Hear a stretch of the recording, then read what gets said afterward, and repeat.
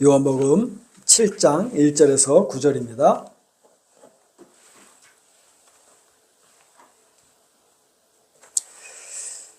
찾으셨으면 하나님의 말씀을 받으시기 바랍니다. 그 후에 예수께서 갈릴리에서 다니시고 유대에서 다니려 아니하심은 유대인들이 죽이려 함이로라. 유대인의 명절인 초막절이 가까운지라.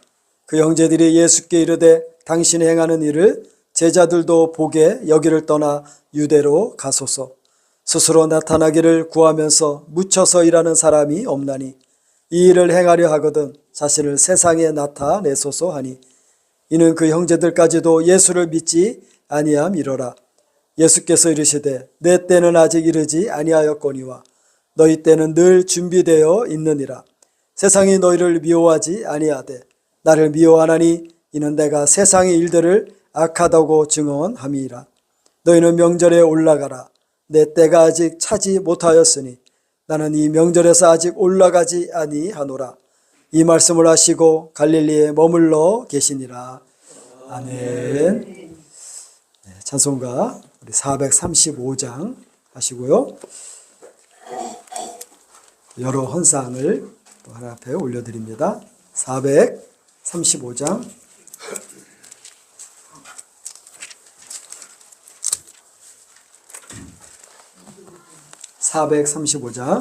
통일 찬송가는 492장입니다.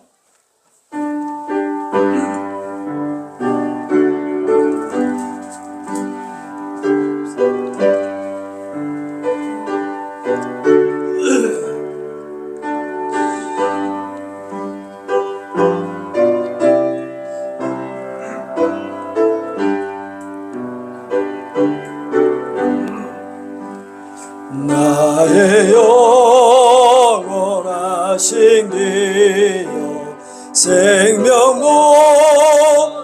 귀하다. 나의 갈 길 다가도록 나와도 행하소서. 주께로 가까이 주께로 가오리. 나의 갈 길 나가도록 나와도 세상 문이 아니라 모든 명예 버리고 험한 길을 가는 동안 나와도 행하소서. 주께로 가까이 주께로 가오리. 나의 갈 길 나가도록 나와도 행하소서. 어느 골짝 지나가며 다 건너서 천국문에 이르도록 나와도 행하소서. 주께로 가까이 주께로 가오리. 나의 갈 길 나가도록 나와도 행하소서.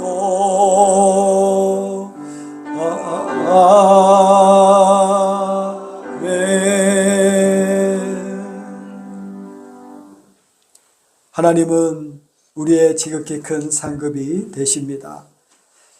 하나님은 실수하지 않으시고 하나님께서 작정하시고 뜻하신 모든 것을 이루어 내실 줄을 믿습니다. 그러므로 우리 인생도 절대로 실패하거나 실수하지 않습니다. 하나님께서 우리를 끝까지 인도하여 내실 것을 믿기 때문입니다. 때로는 여러 어려움 가운데 좌절하고 쓰러지지만 영원히 그 자리에 일어나지 못하고 넘어져 있는 것이 아니라 하나님께서는 그 아버지와 같은 손길로 우리를 이끌어 내시어 저 본향으로 이끌어 내실 것을 믿습니다. 한순간도 우리와 떨어져 있지 아니하며 늘 함께 하시는 하나님께서 그의 풍성한 은혜를 우리에게 내려 주셨사오니 그 은혜에 감사드리옵고 우리에게 주신 모든 것이 하나님께로부터 온 것을 고백하며 기쁨으로 감사함으로 여러 손길로 섬기게 하여 주심에 감사를 드리옵나이다. 하나님, 교회가 하나님의 뜻하심과 또 교회 회원들의 여러 섬김과 기도를 통하여 날마다 든든히 세워지게 하여 주시옵시고 하나님께 온전히 쓰임받으며 하나님께 칭찬받는 교회로 세워 주시옵소서. 앞으로 교회 행할 모든 일들 가운데 하나님께서 온전히 주장하여 주시옵시고 그 안에서만 거하는 역사가 있게 하여 주시옵소서. 다시 한번 주님 앞에 간절히 간구하옵나이다.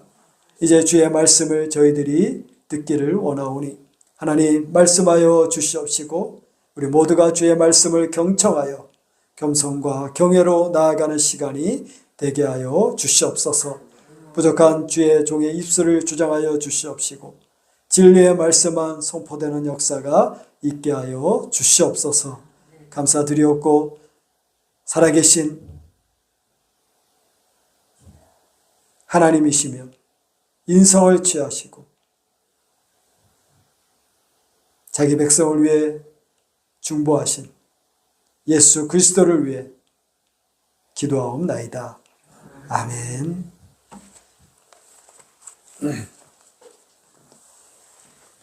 요한복음 7장 1절에서 9절 말씀을 가지고 내 때는 아직 이르지 아니하였거니와 라는 제목을 말씀을 증거할 때 많은 은혜가 있기를 바랍니다. 지금껏 우리는 요한복음을 통해서 예수님께서 보여주신 행적은 우리가 사람들로부터 보아왔던 그 모습과는 현저히 다르다는 것을 우리가 알게 됩니다. 물론 우리는 직접 예수님과 비교한다는 것 자체가 무리일 수 있으나 그리스도께서는 인성을 취하셔서 사람들 사이에서 행하셨기 때문에 또 충분히 또 이렇게 주님의 그 행보와 우리 사람들의 그 행적을 비교할 수 있을 것입니다. 보통 사람은 대부분 자기에게 유익이 되는 대로 생각하고 행동합니다. 늘 자기를 드러내고 과시하기를 좋아합니다. 만약 예수님께서 행하신 일, 그 기적을 우리가 했다면 어땠을까요? 자기가 되었던 타의가 되었던 가진 것을 더 확대하려고 했을 것입니다. 그리고 무리를 지어 새를 만들거나 당을 만들고 어떻게든 자기가 가진 것을 나타내 보이려고 하고 영향력을 행사하려고 했을 것입니다. 그러나 오늘 우리가 읽었던 본문을 보면 예수님의 행보는 전혀 달랐음을 보게 됩니다. 오늘 1절 말씀을 보니까 그 후에 예수께서 갈릴리에서 다니시고 유대에서 다니려 아니하심은 유대인들이 뭐하려 하심이라? 죽이려 하심이라. 이렇게 말하고 있어요. 예수님이 갈릴리를 택하신 이유가 있죠. 우선 갈릴리 이 지역은 북이스라엘 지역으로서 남유다보다는 종교적 열심이 덜하고 여기엔 다소 이방인들이 섞인 문화가 있었기에 예수님에 대한 반감이 비교적 덜했습니다. 반면에 오늘 1절에 보니까 유대 지역이 있죠. 유대 지역은 누가 있습니까? 유대인들이 몰려 있잖아요. 특별히 강력한 종교적 힘을 내고 있는 바리새인, 사두개인들, 율법주의자들이 종교적 권위를 가지고 활동하고 있는 권위의 중심지입니다. 그런데 이 종교 지도자들은 예수님이 행하신 일들, 그 말씀을 통해 어떻게 반응했습니까? 예수님의 교훈과 행적이 자신들의 권위를 뭐한다? 위협한다고 그렇게 보았습니다. 그래서 예수님께서 일단은 어디로 가시는 거예요? 유대로 가시는 것이 아니라 갈릴리로 가신 것입니다. 자, 그런데 오늘 더 깊숙이 유대인들이 예수님을 죽이려고 하는 그 이유가 어디 있느냐? 우리가 한번 보았으면 좋겠습니다. 예수님께서 행하신 일을 보았다면 유대인들을 힘써 예수님을 따라야 했을 것입니다. 구약에서 말씀하신 그분이 오셨고 바로 그 일을 자신의 눈 앞에서 지금 행하고 계시기 때문입니다. 그렇다면 그 일을 보고 말씀하신 그분이 자신들의 눈앞에 있다면 마땅히 인성을 취하신 예수 그리스도를 하나님으로 받으며 그분을 섬겼어야 하는 것입니다. 하지만 유대인들은 오히려 예수님을 죽이려고 했습니다. 이유는 분명하죠. 요한복음 우리 5장 16절에서 17절을 보면 유대인들이 예수님을 죽이려는 아주 근본적인 이유가 있죠. 한번 보겠습니다. 요한복음 5장입니다. 16절에서 17절.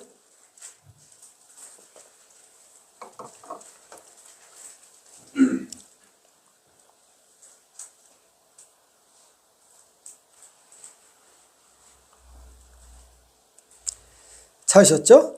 16절부터 보시면 18절까지네요. 그러므로 안식일에 이러한 일을 행하신다 하여 유대인들이 예수를 박해하게 된지라. 예수께서 그들에게 이르시되 내 아버지께서 이제까지 일하시니 나도 일하신다 하시매. 18절 유대인들이 이로 말미암아 더욱 예수를 죽이고자 하니 이는 안식일을 범할 뿐만 아니라 하나님을 자기의 친아버지라 하여 자기를 하나님과 동등으로 삼으심이로라. 아멘. 유대인들은 하나님을 위한다는 명분 아래 안식일 규반을 위반했고 신성 모독을 했다는 그 이유를 들었습니다. 안식일 규례를 범해 위반했다는 것은 예수님이 어떤 일을 했었어요? 안식일에 병자를 고치거나 제자들이 밀 이삭을 잘라 먹은 그 행위를 보았기 때문입니다. 이는 당시 유대인들이 엄격하게 지키던 안식일 규례에 어긋나는 행동입니다. 그들은 예수님이 율법을 경시하는 자로 여긴 것입니다. 또 계속된 내용을 보면 또 예수님을 어떤 죄가 있다고 뒤집어 썼습니까? 하나님을 신성 모독을 했다는 것입니다.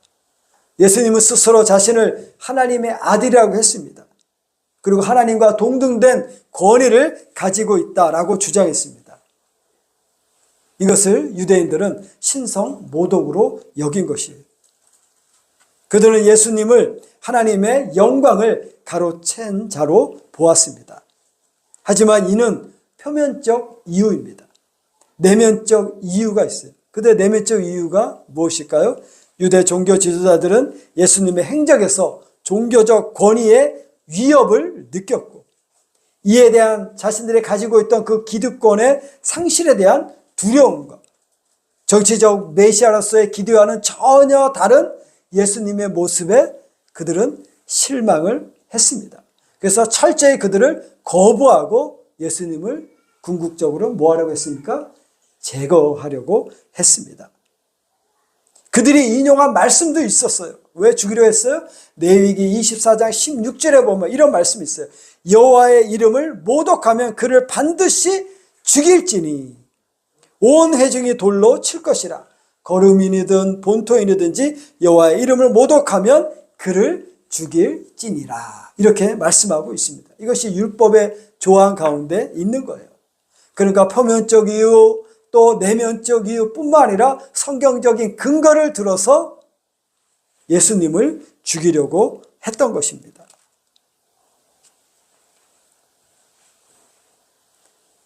이 절을 보시면 유대인의 명절인 초막절이 가까운지라 라는 구절을 보면 당시 이스라엘 백성에게 있어서 초막절은 단순한 명절이 아니라 하나님과 언약을 기억하고 감사하는 중요한 절기 중에 하나였고 유대인들이 지키는 3대 절기 중에 하나였죠.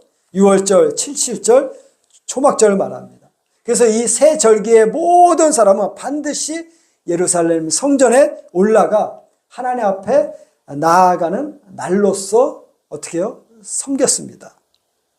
우리가 상상할 수 있는 것, 이런 절기에 무엇을 상상할 수 있습니까? 예루살렘에 수없이 많은 사람들이 모여들고 있다는 것을 우리가 상상할 수 있습니다. 자연히 사람의 이목과 관심이 집중될 수 있는 매우 공개적인 시기였다는 것입니다. 뭐가요? 초막절이. 예수님의 사역을 드러내고 대중에게 자신을 나타내기에 아주 적절한 시기였다는 겁니다. 그런데 여러분 미리 10절을 보면 주님께서는 어떻게 행하셨어요? 본문 10절에 보니까 그 형제들이 명절에 올라간 후에 자기도 올라가시되 나타내지 않고 은밀히 가시니라, 이렇게 설명하고 있습니다. 이는 예수께서 단순히 유대인들의 기대나 정치적 기회에 따라 행동하지 아니하시고 무엇에 따라 행동하고 계시는 것을 볼 수 있습니까? 오직 아버지 하나님의 뜻에 따라 사역을 하고 있다는 것을 보여주고 있습니다. 사람들은 명절과 군중을 통해 자신을 드러내는 기회를 삼으려고 했지만 예수님은 하나님의 정하신 때 하나님의 방식에 따라 자신을 뭐 하십니까? 나타내시고 있습니다. 이것이 예수님의 행보가 세상 사람들과의 그 다른 결정적인 이유가 되는 것입니다. 그 이유들이 이제 계속 설명이 되죠. 3절과 5절 말씀을 보면 이렇게 말합니다. 그 형제들이, 여기서 그 형제들은 예수님의 육신의 형제들을 말합니다. 그 형제들이 예수께 이르되 당신이 행한 일을 제자들도 보게 여기를 떠나 유대로 가소서. 스스로 나타내기를 구하면서 묻혀서 일하는 사람이 없나니 이 일을 행하려거든 자신을 세상에 나타내소서 하니 이는 그 형제들까지도 예수를 믿지 아니함이로라 말하고 있어요. 그러니까 예수님의 제자, 예수님의 그 형제들이 뭐라고 해요? 드러내라는 거예요. 나타내라는 겁니다. 어디에요? 초막절에 사람들이 많이 모일 때 예수님의 그 능력과 어떠한 것인가를, 어떠한 분인가를 드러내라는 거예요. 그러니까 제가 초반에 말씀드린 대로 예수님의 형제들은 사람들의 생각과 다르지 않았다는 것입니다. 초막절이라는 좋은 기회를 활용하여 유대로 올라가면 공개적으로 사역을 하라는 것입니다. 그러면서 5절은 이렇게 말하죠. 그 형제들까지도 예수를 믿지 아니하였다라고 밝힙니다. 이는 예수님의 형제들이 참된 믿음을 소유하지 못하고 있음을 분명히 드러내고 있습니다. 그들은 예수님의 능력을 인정했지만 그분을 메시아로 신뢰하기보다는 오히려 그 능력을 자신들의 기대나 이해관계에 맞게 활용하려고 했던 것입니다. 예수께서 대중 앞에 나서서 스스로를 뭐하고 하라는 거예요? 증명하라고 지금 옆에서 부추기고 있는 것입니다. 이것은 참된 신앙에서 나온 것이 아니라 세속적인 어떤 가치관이나 성공 기준에 따라 그 형제들도 그렇게 예수님께 요구하고 있는 것입니다. 그러니까 예수님의 형제들은 예루살렘과 같은 큰 무대에서 더 많은 주목을 받고 그 인기를 얻는 것을 뭐한 거예요? 바라고 있는 것이에요. 이는 세상의 가치관이 무엇을 말할까? 영적인 진리를 충분히 흐릴 수 있다는 것을 우리에게 보여주고 있습니다. 교회의 성공, 신앙의 성공이 뭡니까? 여러분 세상에서 말하는 그 성공일까요? 사람들이 많이 모이고 자신들이 하는 일이 다 잘 되는 것이 신앙의 어떤 최종 목적인가요? 그렇지 않죠. 우리 최종의 목적은 어디 있습니까? 하나님의 뜻하신 바대로 살아가는 그 영광을 드러내는 거예요. 오늘날 우리의 신앙을 또한 돌아보시기 바랍니다. 이러한 세속적 기대에 가로막히는 경우가 적지 않다는 것을 우리가 보실 수 있기를 바랍니다. 마태복음 16장 같이 보도록 합니다. 마태복음 16장 21절에서 23절이에요.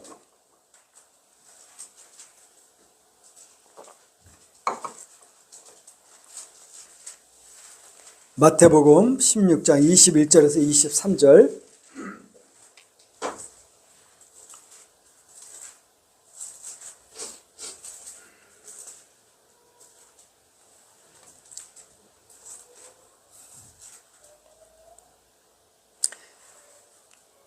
(21절부터) 보시며 이때로부터 예수 그리스도께서 자기가 예루살렘으로 올라가 장로들과 대제사장들과 서기관들에게 많은 고난을 받고 죽임을 당하고 제3일에 살아나야 할 것을 제자들에게 비로소 나타내시니 베드로가 예수를 붙들고 항변하여 이르되 주여 그리 마옵소서 이 일이 결코 주께 미치지 아니하리이다.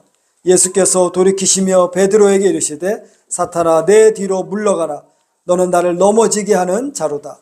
내가 하나님의 일을 생각하지 아니하고 도리어 사람의 일을 생각하는도다 하시고.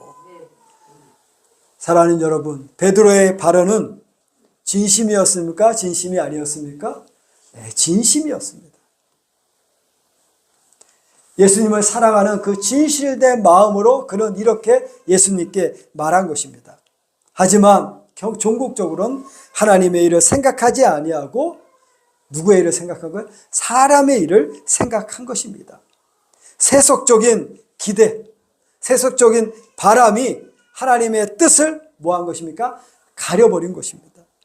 칼빈은 이 부분에 있어서 이렇게 말합니다.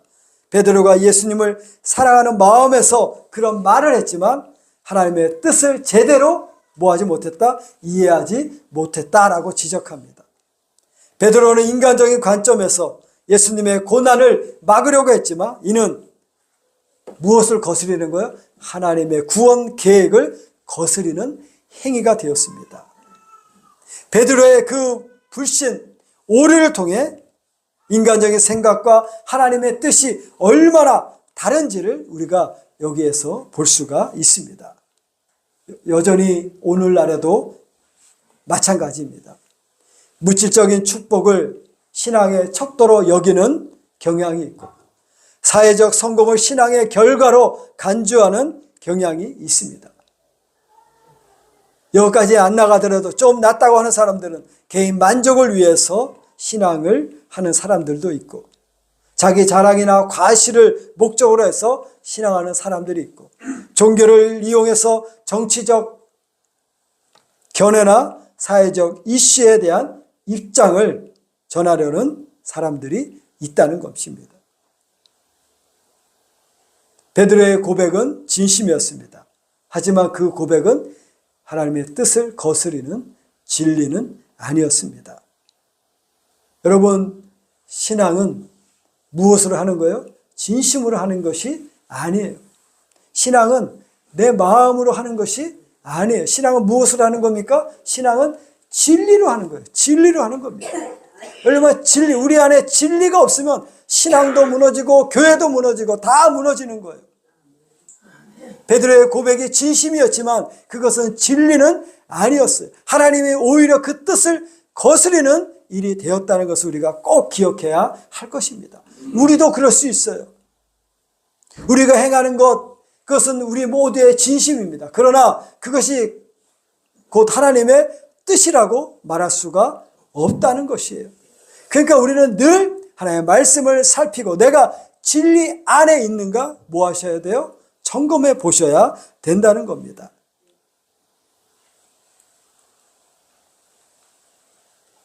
무엇보다 5절은 단정적으로 말하죠. 그 형제들까지도 예수를 믿지 아니하였다라고 말합니다. 여러분, 믿음이라는 것은 혈연이 주는 것이 아닙니다. 그들이 비록 육신으로 예수님의 형제일 수도 있지만 성령의 조명 없이는 그들에게 무엇이 있지 않습니까? 예수님께 참된 믿음이 있을 수 없다는 거예요. 그래서 마태복음 12장 48절에서 50절에 보시면 이런 말씀도 하시죠. 말하던 사람에게 대답하여 이르시되 누가 내 어머니요 내 동생들이냐 하시고 손을 내밀어 제자들을 가리켜 이르시되 나의 어머니와 나의 동생들을 보라. 누구든지 하늘에 계신 내 아버지의 뜻대로 하는 자가 내 형제요 자매요 어머니니라 하시더라. 여러분 누가 하나님의 참된 자녀입니까? 요한복음 1장 13절은 말합니다. 이는 혈통으로나 육정으로나 사람의 뜻으로 나지 아니하고 오직 하나님께로부터 난 자들이니라. 이렇게 말씀하고 있습니다. 계속해서 6절과 8절을 보시면 이렇게 말하죠. 예수께서 이르시되 내 때는 아직 이르지 아니하였거니와 너희 때는 늘 준비되어 있느니라. 8절에 너희는 명절에 올라가라. 내 때가 아직 차지 못하였으니 나는 이 명절에 아직 올라가지 아니하노라. 이 구절에서 주님께서는 두 때가 있음을 대조적으로 말씀하고 있습니다. 바로 내 때와 너희의 때지요.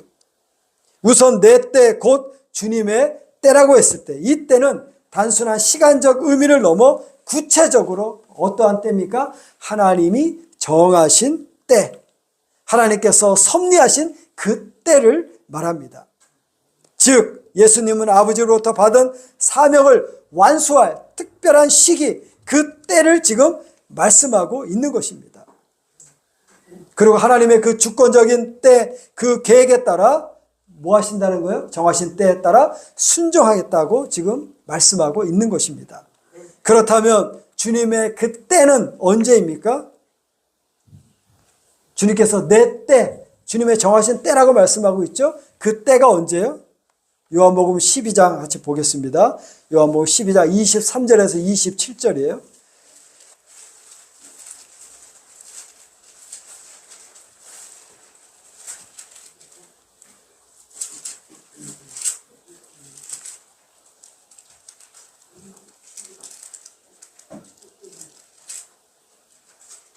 주님께서 내 때, 주님의 때, 하나님의 정하신 때라고 말씀하셨죠? 그 때가 언제입니까? 요한복음 12장 23절 이하의 말씀을 같이 봅니다. 예수께서 대답하여 이르시되 인자가 영광을 얻을 뭐가 왔도다? 때가 왔도다. 내가 진실로 진실로 너에게 이르노니 한 알에 밀이 땅에 떨어져 죽지 아니하면 한 알 그대로 있고 죽으면 많은 열매를 맺느니라. 지금 주님께서 어떠한 때를 말씀하시는 것인지 지금 이제 조금씩 감이 오시죠? 자기의 생명을 사랑하는 자는 잃어버릴 것이요 이 세상에서 자기의 생명을 미워하는 자는 영생하도록 보존하리라. 사람이 나를 섬기려면 나를 따르라. 나 있는 곳에 나를 섬기는 자도 거기 있으리니 사람이 나를 섬기면 내 아버지께서 그를 귀히 여기시리라. 27절 지금 내 마음이 괴로우니 무슨 말이 하리요? 아버지여 나를 구원하여 이 때를 면하게 하여 주옵소서. 그러나 내가 이를 위하여 이 때에 왔나이다. 아멘. 이 말씀을 근거로 주님이 정한 때는 언제입니까? 자기 백성의 죄를 속죄할 십자가에서 죽음을 말하는 그 때를 지금 말하고 있는 겁니다.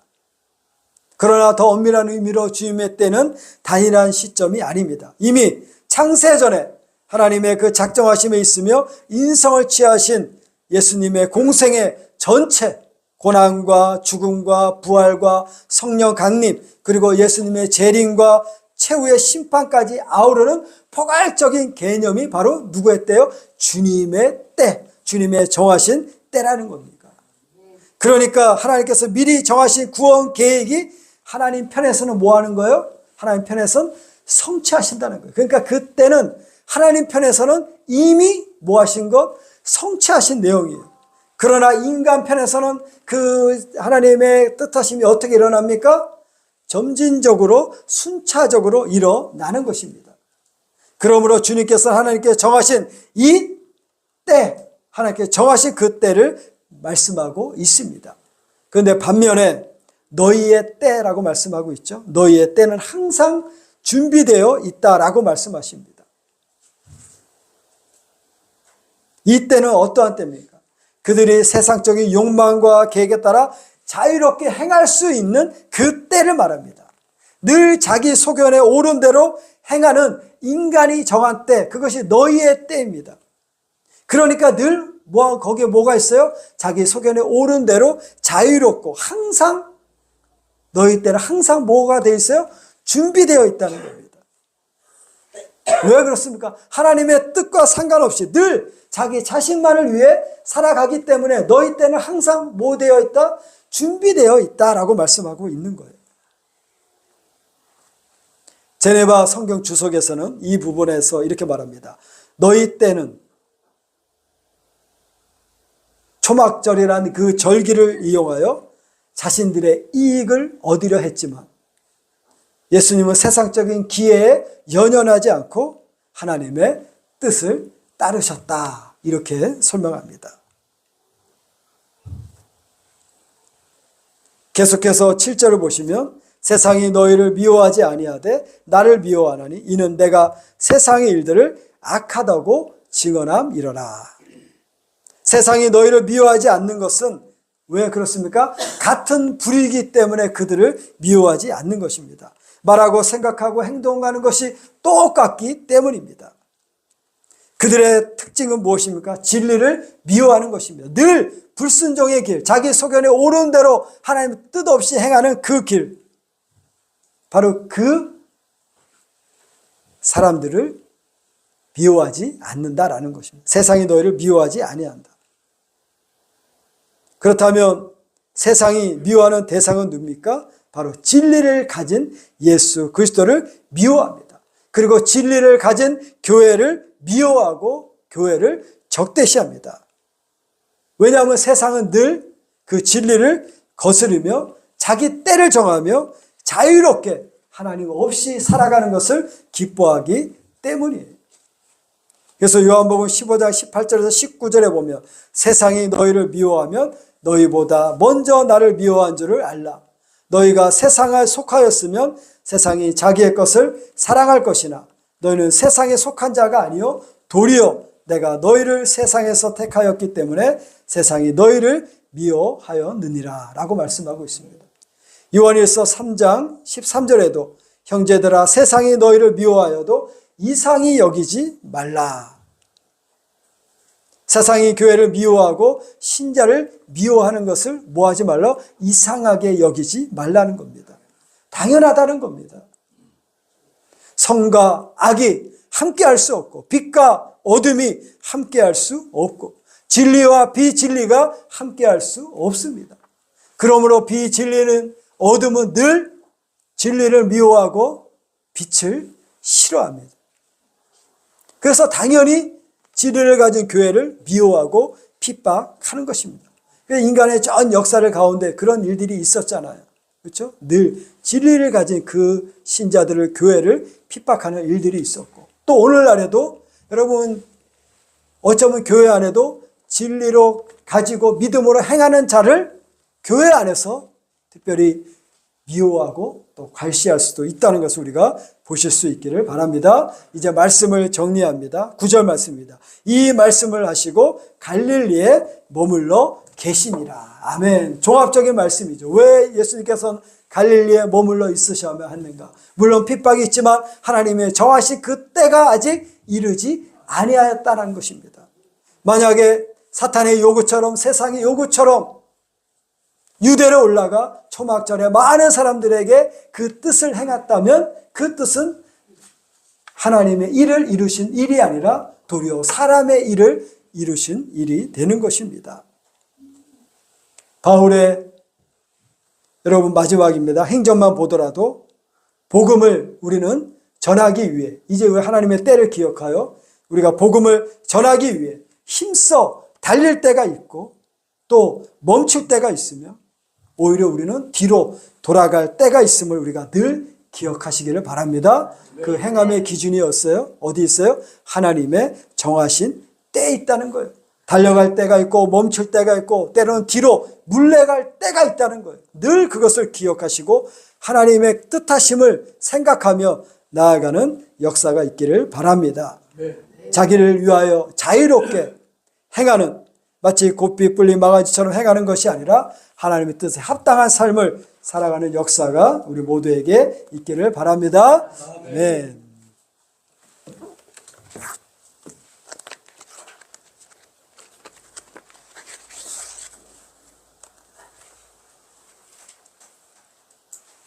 자, 이제 성찬 예식을 집례하도록 하겠습니다.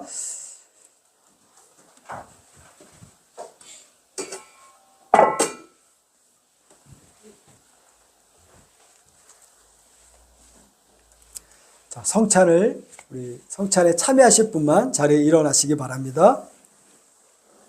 성찬에 참여하실 분 일어나시기 바랍니다. 잠시 기도합니다.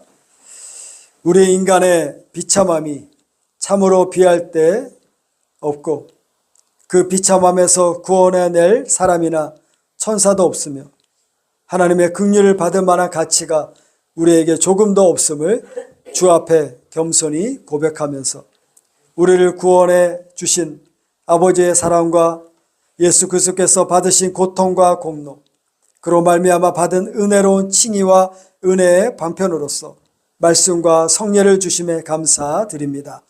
또한 예수 그리스도의 이름에 우리가 구원받을 수 있는 다른 이름이 없다는 것을 믿사오며 그 예수 그리스도의 이름만 의지하여 우리가 자유와 생명을 얻고 은혜의 보좌에 나아감을 얻으며 주의 식탁에서 먹고 마시는 것이 허락되었으며 성령으로 말미암아 행복과 영생 얻음이 인쳐졌음을 믿습니다. 간절히 기도하오니 모든 긍휼의 아버지, 모든 위로의 하나님께서 은혜로 우리 가운데 임하시고 우리 안에서 성령으로 효력 있는 역사를 이루시사 이 떡과 포도주를 거룩하게 하시고 주의 성례를 주관하사 우리 때문에 십자가에 돌아가신 예수 그리스도의 몸과 피를 믿음으로써 그것을 받아먹게 하시고 주께서 우리와 하나 되시고 우리는 주님과 하나가 되어 내 안에 주가 살고 주 안에 내가 사는 신비로운 연합이 있게 하여 주시옵소서. 그리스도의 죽으심과 부활을 통하여 받는 은혜로 죄를 이겨나가게 하옵소서. 우리의 주인으로서 우리와 하나 되기를 원하시는 예수 그리스도의 이름으로 기도하옵나이다. 아멘. 자, 이제 이 떡과 포도주는 일상에서 사용하는 것과 같은 것인데 이제 제정의 말씀에 따라 오늘 거룩한 목적에 쓰이도록 구별되었음을 공포합니다. 자, 그리스도의 몸은 하늘에 있으나 이 성례를 통해 그리스도의 살과 피를 받음으로써 우리 각자는 그의 지체가 되었고 전체 교회로 모여 그의 몸을 이루었습니다. 동일한 복음과 은혜 언약의 수혜자인 구약 백성도 그리스도의 살과 피를 받아 그 은혜로 살았고 또한 영원히 삽니다.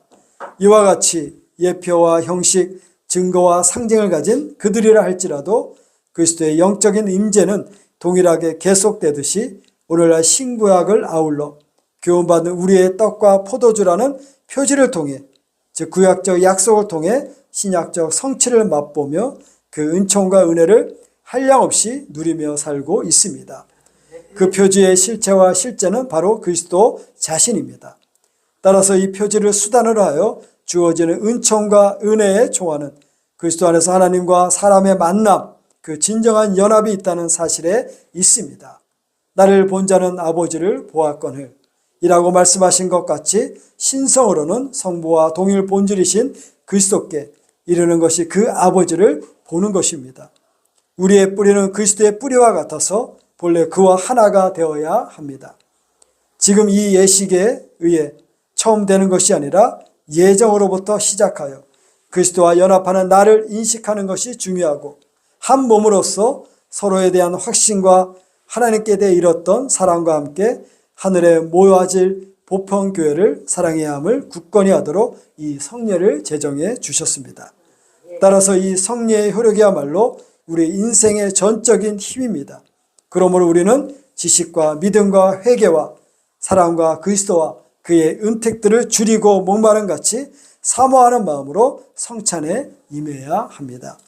그러나 삼위일체와 그리스도의 신성과 인성에 대해 알지 못하거나 믿지 못하여 경건과 진실을 상실한 채 이 성례에서 주님의 살과 피를 합당하지 않게 먹고 마시는 자는 있어서는 안 될 것입니다. 그 일은 대단히 위험한 것임을 주시시킵니다. 고린도전서 11장 27절에서 32절입니다. 그러므로 누구든지 주의 떡이나 잔을 합당하지 않게 먹고 마시는 자는 주의 몸과 피를 범하는 죄가 있느니라. 사람이 자기를 살피고 그 후에야 이 떡을 먹고 잔을 마실지니 주의 몸을 분변치 못하고 먹고 마시는 자는 자기의 죄를 먹고 마시는 것이니라 라고 하셨습니다. 그럼에도 불구하고 자신의 부정한 상태에 대하여 마땅한 회개와 믿음을 가지고 열심으로 그 정화를 위해 수고하다가 주님의 은혜만 기대고자 하는 모든 경건한 심령은 주님의 만찬에 참여할 수 있습니다. 자, 이제 참여하는 우리 모두는 부지불식간에 은혜로부터 이탈하여 고통스러웠던 이 모든 연약함과 피곤함이 주님께서 우리를 살리시려고 죽으신 그 완전한 사랑의 은택들을 받아 영원의 형통을 맛보며 그에 따라 아버지의 뜻과 그리스도의 은혜 가운데 범사의 형통함을 얻게 될 것입니다. 지금 그리스도께서 초대된 여러분이 바로 그 자리에 있습니다. 자, 이제 먼저 떡을 나누겠습니다.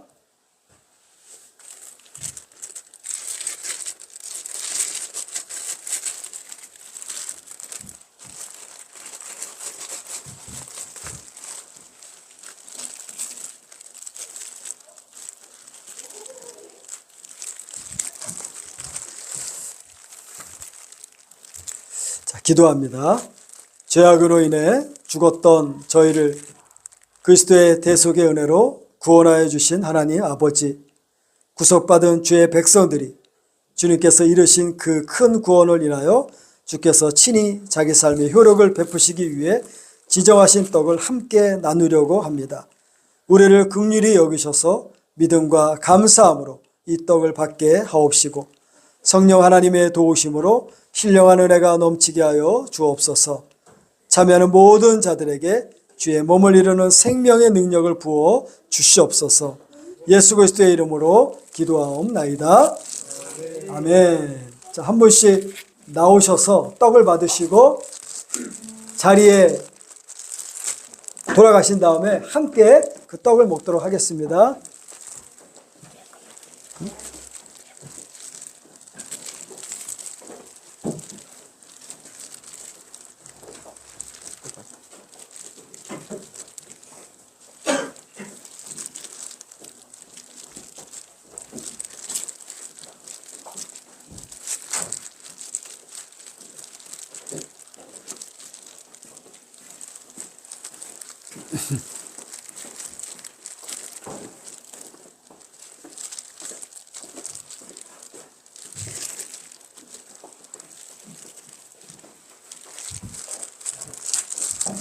진실로 진실로 너희에게 이르노니 믿는 자는 영생을 가졌나니 내가 곧 생명의 떡이로라.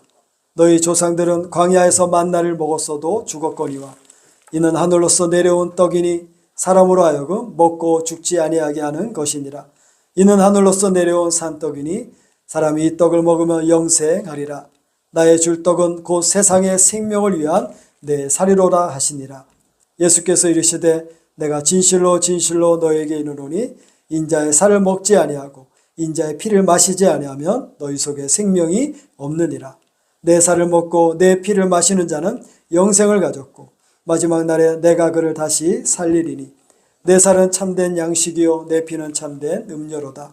내 살을 먹고 내 피를 마시는 자는 내 안에 거하고 나도 그 안에 거하나니 살아계신 아버지께서 나를 보내심에 내가 아버지로 인하여 사는 것 같이 나를 먹는 그 사람도 나로 인하여 살리라. 이것은 하늘로서 내려온 떡이니 조상들이 먹고도 죽은 그것과 같이 아니하여 이 떡을 먹는 자는 영원히 살리라. 아멘. 받아 먹으라. 이것은 너희를 위하여 드려진 그리스도의 몸이니라. 아멘. 같이 먹겠습니다.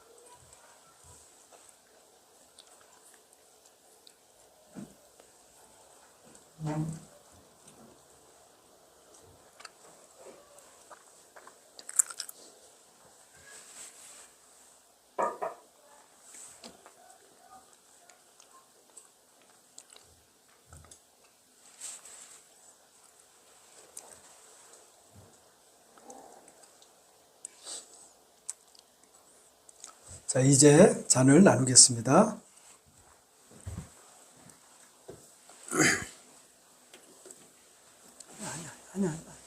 아니야. 나오지 마세요.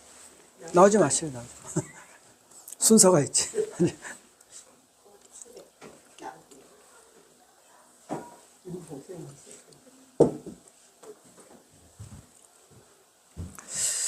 기도합니다. 식후에 잔을 가지사 축사하신 주님이시여, 이 잔을 받는 우리에게도 한 가지로 복을 내려 주옵소서. 이 잔을 마시는 사람들의 마음과 생각과 말과 행동을 정결케 해주시고 여러 가지 죄악에서 지켜주시며 더욱 새 힘을 얻어 주의 죽으심과 부활하심을 오실 때까지 전하게 하옵소서. 믿고 참여하는 어떠한 자도 교회 전체의 자라감에서 낙오되지 않도록 지켜주시옵소서. 어떤 환난의 칼날이 들어와도 그리스도의 피와 은택으로 말미암아 끝까지 그것을 믿음으로 지키며 그에게까지 자라게 하옵소서. 예수 그리스도의 이름으로 기도하옵나이다. 아멘. 자, 이제 한 번씩 나오셔요.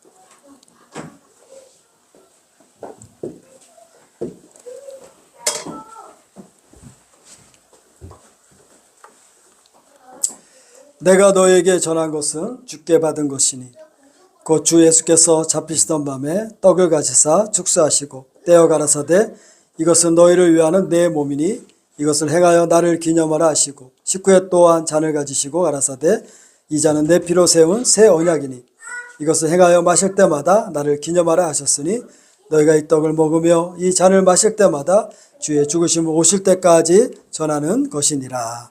아멘. 이 잔은 많은 사람의 죄사함을 얻게 하려고 흘리신 바 주 예수 그리스도께서 피로 세운 새 언약입니다. 자, 너희가 다 이것을 받아 마시라. 아멘. 같이 먹도록 합니다.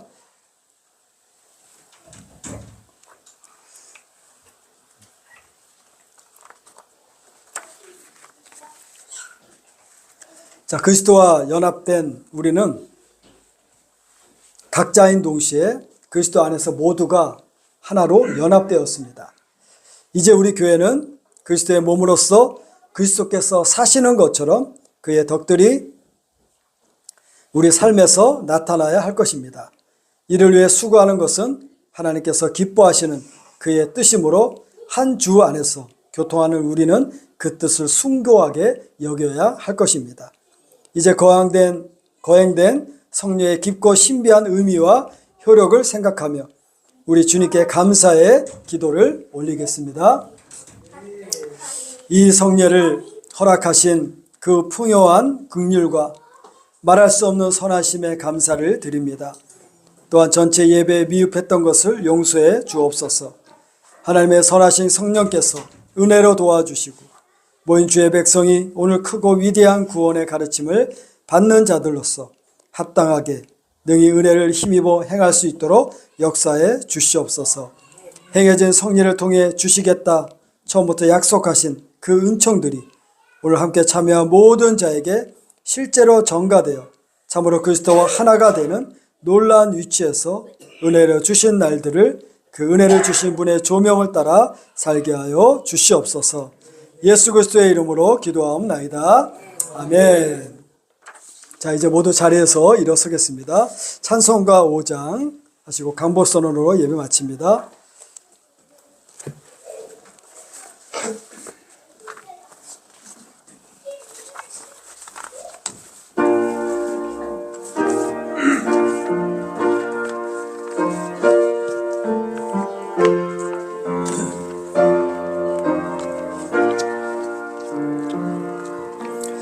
이 천지가 마음을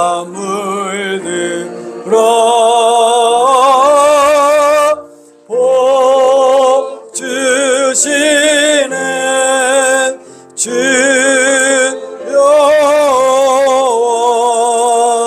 좋은 성부 성자 성령 찬송하세.